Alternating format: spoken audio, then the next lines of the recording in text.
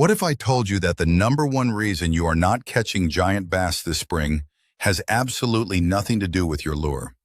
Think about it. You buy the best gear, you find the perfect shallow water spot, and you cast exactly where that big female should be sitting. But you catch nothing. Why? Because you already chased her away 10 minutes ago. It is a harsh truth, but someone has to say it. You are spooking the biggest pre-spawn bass by starting your outboard motor way too close to the bank. Today we are going to break down exactly why this old habit is destroying your chances at a trophy fish. You are going to discover the hidden truth about how sound and vibration work underwater, and why the methods your grandfather taught you might actually be your biggest downfall. Stick around because we are going to expose the real reason your favorite springtime honey hole suddenly feels like a ghost town. Tell me in the comments right now, do you turn off your big motor 100 yards out, or do you drive right up to your spot? The pre-spawn period is the holy grail of bass fishing. It is the one time of year when the absolute biggest, heaviest females in the lake move up from the deep, dark water into the shallow zones to prepare for spawning.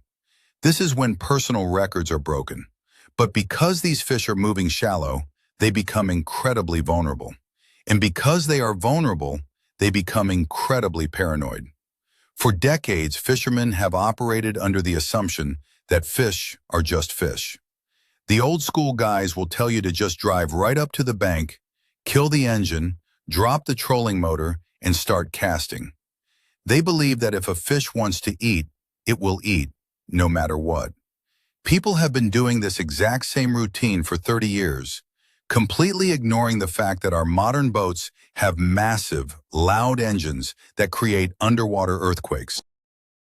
This deeply ingrained habit of relying on the ignition key for every little boat adjustment is exactly what separates average anglers from the guys who consistently pull 10-pounders out of the shallows. Picture this perfect spring morning on your favorite lake. The water is completely still, like a giant sheet of glass reflecting the trees. You have been waiting all winter for this exact moment. The pre-spawn is finally here. You have your best jig tied on, and you know there is a giant female bass sitting right up against that sunken log near the bank. You are maybe 30 yards away. The wind pushes you slightly off your line. Instead of quietly tapping the trolling motor, you reach down and turn the key on your main engine. It roars to life for just a few seconds to push you back into position. You shut it down, grab your rod, and make a beautiful cast. You wait for that familiar thump on the end of your line. But nothing happens. You cast again and again. Still nothing. You start thinking the fish are just not biting today. Or maybe they have not moved up to the shallows yet. But the harsh reality is entirely different. That fish was absolutely there. She was hungry and she was ready to eat. But she is gone now, and you are the one who sent her packing. By starting that big motor so close to the bank, you ruin the spot before your bait ever hit the water. To understand why this is such a massive mistake, you have to understand how a bass actually senses the world around it. We experience sound through our ears, hearing noise traveling through the air. But a bass experiences sound mostly through its lateral line. This is a highly sensitive sensory organ that runs down the side of their body, from their gills to their tail. It allows them to feel vibrations and water displacement from an incredible distance away. During the pre-spawn, these big females are already on high alert. They are looking for safe, quiet places to eventually lay their eggs. When you turn the key on a 250 horsepower outboard, it does not just make a loud noise above the water. It sends a massive, low-frequency vibration straight down the water column. That vibration hits the mud, bounces off the rocks, and slams right into the lateral line of every fish within 100 yards. To a giant bass, that sudden, aggressive vibration feels like a physical punch. It is an immediate danger signal that screams at them to shut down, hide, or swim back out to deep water immediately. Let us talk about shallow water dynamics, because this is where the biggest misunderstandings happen. When you are out in 40 feet of water and you fire up your engine, the sound waves have plenty of room to disperse. The energy spreads out into the vast emptiness of the lake. But when you are sitting in 5 feet of water right next to the shoreline, those acoustics completely change. It is like firing a gun inside a small concrete room instead of an open field. The sheer volume of the water displacement has nowhere to go but out horizontally along the bank. The shockwave hits the bottom, stirs up the silt, and reverberates against the hard shoreline structure. A bass sitting under a dock or next to a laydown in 3 feet of water takes the full brunt of that underwater explosion. Anglers often forget how dense water is compared to air. Sound travels roughly 4 to 5 times faster in water, and it carries far more kinetic energy. When you start your motor that close to the bank, you are effectively dropping a depth charge into their living room. You cannot expect them to stick around and eat your plastic worm after that. Now, I know exactly what some of the old-timers are going to say. I have heard the argument 1,000 times. They say that fish get used to boat traffic. They will tell you about catching fish right next to a busy marina where boats are constantly coming and going all day long. And to some extent, that is true. Fish can become accustomed to a steady, constant drone of background noise. But here is the critical difference that those guys are missing. There is a massive difference between a boat idling past a marina and a completely silent cove suddenly being ripped apart by an engine firing up at point-blank range. It is the element of surprise. Imagine you are sitting in your living room reading a book in total silence. If someone suddenly fires up a chainsaw right behind your couch, you are going to jump out of your skin. That is exactly what you are doing to these pre-spawn bass. They are sitting in the quiet shallows, focused on feeding and seeking warmth. When you randomly crank that massive engine right next to them, the shock factor is what triggers their flight response. One of the most common ways this mistake happens is during the transition from deep water to shallow water. You are graphing a drop-off out in the main lake, and you decide it is time to hit the bank. You put the boat on plane and fly toward the shoreline. The problem is that most guys wait way too long to cut the engine.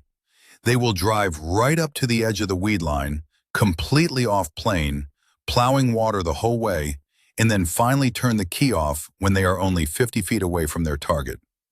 This is the ultimate stealth killer. As your boat comes off plane and settles into the water, your engine sinks lower, pushing a massive wake forward. Combine that deep rumbling idle with the sudden cutoff, and you have already alerted every fish in the area that a giant predator just arrived. The professional approach is completely different. You need to shut that big motor down at least 200 yards away from your target. Let the boat coast on its own momentum, and then quietly deploy your trolling motor to cover the remaining distance. It takes more patience, but it saves your spot. We need to dive deeper into the specific mindset of a big female bass during the pre-spawn. These are not the aggressive, highly competitive schoolies you find in the middle of the summer chasing shad on the surface. A trophy female has survived in that lake for a decade or more. She did not get to be 10 pounds by being stupid or ignoring danger signs. During the spring, her entire biological focus is on finding a secure, stable environment to prepare for the spawn. She is looking for the warmest water, usually in the shallowest bays, protected from the cold wind. She feels vulnerable here. Her survival instinct is dialed up to the absolute maximum. When you present an unnatural threat, like the violent shake of an outboard starting up, her instinct is not to investigate. Her instinct is self-preservation. She will immediately slide out into deeper, safer water and lock her jaw. You might not physically see her leave because she slips away silently, but she is gone. The guys who catch these specific fish are the ones who treat shallow water bass fishing exactly like spot and stalk deer hunting. Complete and utter silence is mandatory. Let us visualize what actually happens beneath the surface when that prop engages. Most fishermen only look at what is happening above the water. You turn the key, you hear the exhaust, you see a little smoke, and you feel the boat vibrate. But underneath, a violent physical reaction is taking place. The moment that heavy metal propeller starts spinning, it creates an immediate zone of cavitation. Thousands of tiny bubbles are formed and violently collapse under extreme pressure. This sends a sharp, crackling acoustic signature through the water. Then comes the thrust. A massive column of water is forced backward, blasting the bottom. If you are in shallow water, this prop wash literally blows away the natural sediment, flipping over rocks and destroying the natural presentation of the area. Bait fish instantly scatter in a panic. Crayfish bury themselves deep in the mud. The entire natural rhythm of that specific spot is thrown into absolute chaos. Even if a big bass decides to stay in the area, her food source has just scattered in terror. Why would she stick her neck out to eat your jig when every other living creature just ran for its life? You might be thinking, what about my trolling motor? Does not that make noise too? This is a great question, and it is an important distinction to make. Yes, trolling motors make noise. Yes, if you run your trolling motor on its highest speed and crash into a stump, you will spook fish. But the acoustic footprint of an electric trolling motor is completely different from a combustion engine. An electric motor emits a high-pitched, relatively steady hum that blends into the background much easier than the deep, violent, low-frequency thud of a gas outboard. A bass can certainly hear your trolling motor, but it does not trigger the same primal fear response as an explosion of gas and heavy mechanical gears slamming together. However, the real danger comes when anglers get impatient. They are using their trolling motor to work down a bank, but the wind picks up, or they want to skip a 50-yard stretch of boring water. Instead of turning up the electric motor and waiting a few extra minutes, they take the lazy route. They fire up the big motor just to move 100 feet. That tiny moment of laziness just costs them the biggest bite of the day. Here is a painful scenario that almost every fisherman has experienced, and it perfectly illustrates the problem. You are working a beautiful stretch of shoreline, pitching a heavy jig into the thick cover. You make an erratic cast, and your lure wraps around a nasty, submerged tree branch. You try snapping the line, you try pulling it tight, but it is completely locked up. You just tied on your last expensive tungsten weight, so you refuse to break it off. Frustration sets in. You drop the rod, march to the console, and fire up the main engine to drive over and retrieve your lure. You rumble right over the top of the best cover in the cove, put the engine in reverse to stop your momentum, and rip your jig out of the wood. You feel a brief moment of victory because you saved your tackle. But what you really did was detonate a bomb in the exact area you were trying to fish. You saved a $5 jig, but you completely ruined that stretch of bank for the next 2 hours. In the spring, when you get snagged in a prime area, you either have to use the trolling motor on a low speed to quietly go get it, or you simply cut the line and tie on a new one. Your time and stealth are worth way more than a piece of lead. Environmental factors play a massive role in how much damage your engine noise actually does. Let us talk about the difference between a windy day and a dead calm day.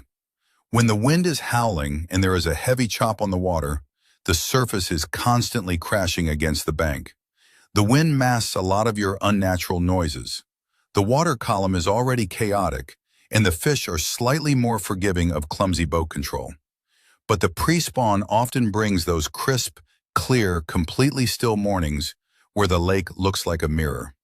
On days like this, the silence is deafening.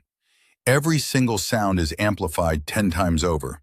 A dropped pair of pliers sounds like a gunshot, and turning the key on your outboard sounds like a freight train driving through the cove. On these glassy, calm mornings, your stealth needs to be absolutely flawless. You cannot rely on the wind to hide your mistakes. In fact, on days like this, even the splash of a heavy lure can spook them. If you dare to start your main engine anywhere near the shoreline, when the water is perfectly calm, you are practically guaranteeing that you will go home with an empty live well. So how do we fix this? What is the actual strategy for approaching a shallow water hotspot during the pre-spawn? The answer is the stealth coasting method. Let us say you have a target area identified, maybe a nice secondary point leading into a spawning flat. While you are still out in deep water, at least 200 or 300 yards away, you need to completely kill the main engine. Do not just idle in. Turn it off completely. Let the natural momentum of the boat carry you forward as far as possible.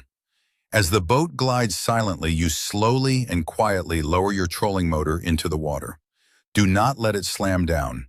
Ease it in. From this point forward, you are in stealth mode. You approach the target area from an angle, using the lowest possible speed on your electric motor. You want to arrive at your casting distance without creating any unnatural waves or sudden noises. You take your time. You read the water. You observe the bait fish. This methodical, silent approach allows the big females to remain completely unaware of your presence. They stay relaxed, they stay hungry, and most importantly, they stay exactly where they are supposed to be. We need to talk about the physical shake of your boat, because it is not just the exhaust pipe that causes the problem. When you turn the key, there is a fraction of a second before the engine fires, where the starter motor grinds. Then, the block catches, and the entire heavy outboard violently shakes in its mounts. This physical vibration is transferred directly into the fiberglass or aluminum hull of your boat. Your hull acts like a giant acoustic amplifier, like the body of an acoustic guitar. It takes that mechanical shake and broadcasts it directly into the water as hull slap in deep resonance. This is why even modern, ultra-quiet four-stroke engines still spook fish. You might not hear the exhaust roaring like an old two-stroke, but the fish absolutely feel the mechanical shudder through the water. This is also why stomping around on the deck of your boat, slamming storage lockers, and dropping heavy tackle boxes ruins your chances. You are turning your boat into a giant drum. Combine a heavy footstep with the sudden rumble of an engine block, and you have created an environment that no trophy bass wants any part of. Let us break down a very specific scenario that happens all the time. You are targeting a secondary point that acts as a staging area for fish waiting to move into the shallow flats. You use your trolling motor to work one side of the point, casting a crankbait. You reach the tip of the point, but the wind is blowing hard against the other side, making it difficult to use the electric motor to get around it. You decide to take a shortcut. You start the big motor, swing the boat wide in a quick U-turn, shut it down, and prepare to fish the backside of the point. You think you were quick enough that it did not matter, but you just blasted the exact piece of structure you were about to fish with a wave of water pressure and exhaust noise. Any fish that was waiting in ambush on the backside of that point felt the rush of water, felt the vibration, and instantly retreated to deeper water. If you had just fought the wind with the trolling motor for 5 extra minutes, you would have approached the backside of the point naturally and silently. Patience is the ultimate weapon when targeting big fish. Shortcuts always cost you bites. A question that comes up frequently is about recovery time. If you do make a mistake and start the motor too close to the bank, how long does it take for that spot to recover? How long until the big fish come back or calm down enough to eat? The honest truth is that it depends on the severity of the mistake and the size of the fish. But generally, it takes a lot longer than you think. Some guys will spook a fish, wait 10 minutes, make a cast, and assume the spot is dead forever. If you just blasted a shallow pocket with a 200 horsepower engine, you might have shut that area down for hours. The giant females might completely leave the bay and not return until the sun goes down or even the next day. They are highly intelligent creatures when it comes to survival. They do not just shrug off a near-death experience. If you know you blew out a premium spot with your motor, the best strategy is usually to leave it alone entirely. Go fish somewhere else for at least 3 to 4 hours, and then try to return using the stealth coasting method we talked about earlier. Give the environment time to reset to its natural state. This brings up a fascinating illusion that tricks a lot of average fishermen into thinking their engine noise is not a problem. You will often hear a guy say, "I drove right up to the bank, started casting, and caught 3 bass in 10 minutes, so the motor clearly does not scare them." Here is the reality check. Look at the size of the fish that guy just caught. I guarantee they are young, small, 1 to 2 pound males. These smaller fish are often hyper-aggressive, less cautious, and frankly, a bit reckless. They are the teenagers of the lake. They will tolerate a lot more noise and commotion than a wise old female. So yes, you can absolutely blow out a bank with your outboard and still catch a few small fish, but you completely eliminated your chance at catching the 7, 8, or 10-pound giant that was sitting right next to them. The big female slipped away the second she heard the prop engage, leaving the dumb, younger fish behind to eat your lure. Do not let the false success of catching small fish convince you that your sloppy boat control is acceptable. If you want the monsters, you have to play their game. Let us not forget the actual chemical and physical disturbance left behind by a running outboard. It is not just about the noise and the vibration. When you fire up a gas engine in shallow water, you are instantly pumping exhaust fumes, unburned fuel particles, and carbon monoxide directly into the water column. In a shallow, stagnant bay during the early spring, that chemical signature lingers. You are also churning up the bottom sediment, destroying water clarity in an instant. Bass are visual predators, especially during the pre-spawn when they are inspecting shallow areas. If you pull up to a crystal clear pocket of water, start your engine to adjust your boat, and stir up a massive cloud of dark brown mud, you have just blinded the fish you are trying to catch. You turned a pristine hunting ground into a muddy, toxic mess. It takes a significant amount of time for that silt to settle back down and for the water to clear. By the time it does, the prime feeding window might have already closed, or the fish has simply moved on to a cleaner area. Now, let us flip the script and talk about how you leave a spot. This is where even the stealthiest anglers make a fatal error. You approach the spot perfectly. You shut the engine off early. You coast it in quietly. You fish the area thoroughly, and maybe you even caught a nice fish. Now it is time to move on to the next cove. What do most guys do? They put their rod down, sit in the driver's seat, and instantly turn the key while they are still sitting in 4 feet of water. They just completely destroyed the spot they just fished. You might think, who cares? I am leaving anyway. But what if there was another big fish in that exact same area that just needed a little more time to activate? What if you wanted to come back and fish this exact same spot later in the afternoon when the water warmed up? By starting your engine in the shallows to leave, you guarantee that spot is ruined for the rest of the day. The professional way to leave is to use your trolling motor to pull yourself completely out of the shallow bay. Keep pushing out until you are sitting over deep water, at least 100 yards away from the structure, before you even touch that ignition key. This leads us to a fundamental flaw in the modern bass fishing mindset, especially among guys who watch a lot of fast-paced tournament coverage. It is the run-and-gun mentality. We have been conditioned to believe that the only way to catch a massive bag of fish is to hit 50 different spots in a single day. Fly to a point, fish it for 5 minutes, fire up the big motor, fly to the next point, and repeat. While this aggressive strategy can work in the summer when fish are chasing fast-moving bait, it is absolute poison during the pre-spawn. The pre-spawn requires a methodical, patient approach. The guys who are dragging giant females to the scales are not the ones burning 20 gallons of gas a day. They are the guys who pick 3 or 4 highly productive areas and dissect them with surgical precision. They move slowly. They stay off the big motor. They let the spots rest.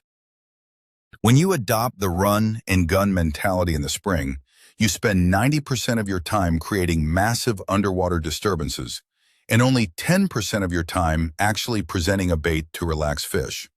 Slow down, be quiet, and focus on the quality of your approach.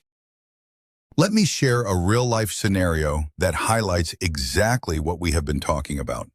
Imagine you are sitting in a tournament on a crisp spring morning. You are quietly working your way into a highly pressured, well-known spawning flat. You are taking your time, being absolutely silent. Suddenly, another boat comes flying around the corner. The guy driving sees you, realizes he is cut off, and aggressively yanks the throttle back. His boat slams off plane, pushing a 3-foot wake directly into the flat. He then throws the engine into reverse, revving it high to stop his forward momentum. He drops his trolling motor and starts casting wildly. You sit there and watch in absolute disgust because you know exactly what he just did. He just completely cleared out the entire flat. He blew his own chances, and he ruined yours as well. We have all seen that guy on the water. We all hate that guy. The ultimate irony is that when he does not catch anything, he will blame the weather, the bait, or the lake itself. Do not be that guy. Understand the impact of your machine. As we wrap up this deep dive into shallow water boat control, you need to make a mental shift. You have to start viewing your outboard motor not just as a tool for transportation, but as a potential weapon that can destroy your fishing day. Every single time you reach for that key, you need to ask yourself a question. Am I far enough away from my target area? Am I in deep enough water? Is there a quieter way to achieve what I am trying to do right now? If you are within casting distance of the bank, the answer to turning that key should always be absolutely not. It requires discipline. It requires fighting the urge to be lazy. It means spending more time on the trolling motor and taking a few extra minutes to navigate a cove. But the reward for this discipline is catching the kind of fish that other people only dream about. The next time you are out on the water, commit to the stealth coasting method. Treat your boat like a sniper hide. Keep the noise down, respect the lateral line of the base, and watch how your catch rate dramatically transforms during the pre-spawn. So, let us bring it all together. The biggest takeaway here is realizing that the fish were probably exactly where you thought they were all along. That is the crazy twist. You did not have the wrong lure, you did not pick the wrong spot, and you did not misread the weather. You simply warned them you were coming before your bait ever had a chance to work its magic. By understanding how the lateral line detects low-frequency vibration and how shallow water traps and amplifies engine noise, you now have a massive advantage over 90% of the fishermen out there. Stop starting your outboard near the bank, whether you are arriving to fish, unsnagging a lure, or getting ready to leave. Embrace the stealth approach. Coast in from deep water, rely on your electric motor, and treat those big pre-spawn females with the caution they demand. If this video opened your eyes to a mistake you have been making, do me a huge favor and hit that subscribe button. Leave a like on the video, it really helps the channel grow. And I want to hear from you down in the comments. Have you ever ruined a perfect spot by accidentally firing up the big motor? Tell me your worst blown opportunity story. Thanks for watching, and I will see you out on the water.